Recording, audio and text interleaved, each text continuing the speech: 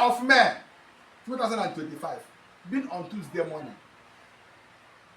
His Imperial Majesty Dr. Ambassador Prosper Chukwuka, the king of Igbo worldwide, the king that does great things, want you to touch the life of all my subjects that are married women. Anywhere they are, whether they are in Nigeria or diaspora, I'm removing barrenness from your life. From this moment, you will conceive and have a male child. You will conceive and have a female child. You will conceive and have male twins.